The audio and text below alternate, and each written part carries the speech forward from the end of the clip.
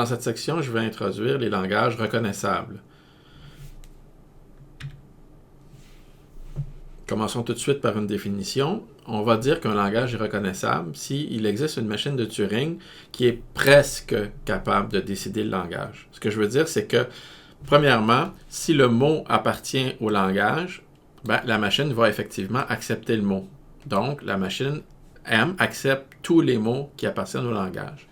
Et ce qu'on veut ici, c'est que si jamais le mot n'appartient pas au langage, alors on va vouloir que, par exemple, la machine pourrait rejeter, ce qui est tout à fait acceptable, mais on va se permettre aussi que la machine puisse boucler. Donc, ce que ça veut dire en réalité, c'est que cette machine-là, pour ce qui est du langage, elle va accepter tous les mots qui sont dans le langage et elle ne va pas accepter les mots qui ne sont pas dans le langage. Donc, comme elle ne les accepte pas, il y a deux possibilités, ou bien elle rejette, ou bien elle boucle à l'infini. Et on dira que la machine reconnaît un langage, elle, dans ce cas-là. Évidemment, si on peut décider un langage, on peut aussi le reconnaître. Okay? Reconnaître, c'est moins restrictif que décider. On va noter la classe des langages reconnaissables par REC. Donc, premier théorème qui a trait au langage reconnaissable. En fait, un langage, L, est décidable. Okay? On va voir qu'un langage est décidable si et seulement si. Donc, le langage est décidable si et seulement si L et son complément sont reconnaissables. Okay? Donc, un langage L est décidable si et seulement si le langage et son complément sont reconnaissables. Rappelez-vous, je viens de définir les langages reconnaissables et les langages reconnaissables ne sont pas définis de façon symétrique par rapport à l'appartenance au langage ou la non-appartenance au langage. Donc, ici, pour faire la preuve, c'est relativement simple. On a un si et seulement si, donc on doit prouver la preuve dans les deux directions. La première direction est un peu triviale. Clairement, si un langage est décidable, alors ça veut dire qu'il est reconnaissable. Et ça veut dire aussi que son complément est reconnaissable, parce que si un langage est décidable, son complément est aussi décidable.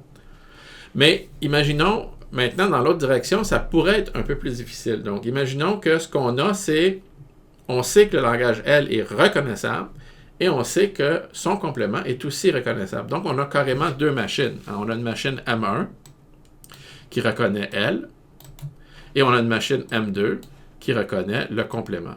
Mais reconnaître, ce que ça veut dire, c'est que en général, on ne peut pas supposer que ces machines-là vont réellement décider le problème. On pourrait avoir que quand un mot n'appartient pas à elle, la machine M1 boucle à l'infini.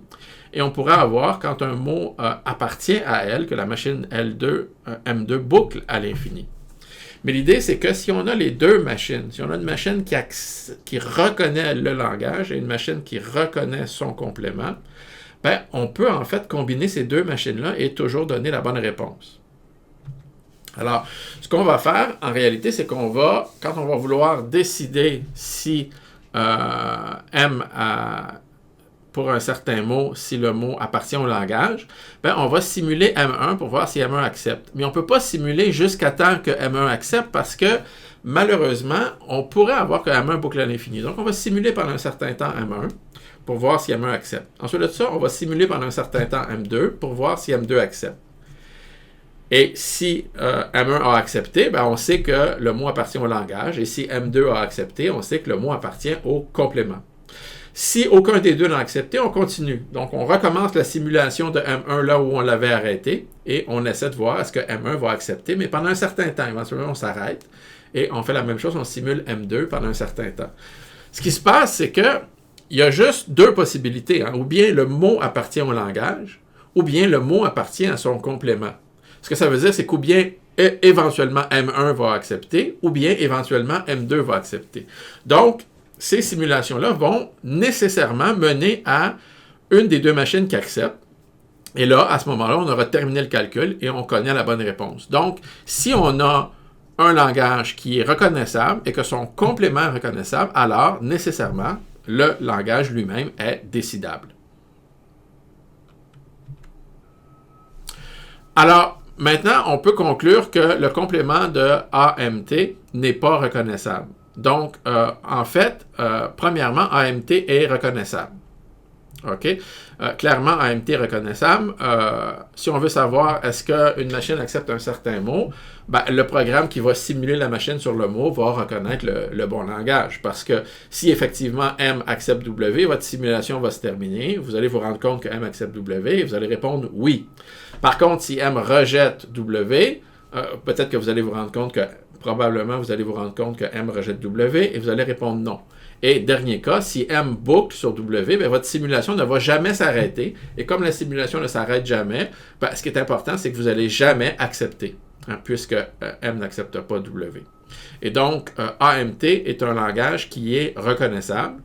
Et on peut conclure tout de suite que le complément de AMT ne peut pas être reconnaissable parce qu'on sait que AMT est un langage indécidable. Et donc, on a que AMT est reconnaissable, mais son complément n'est pas reconnaissable puisque AMT est indécidable.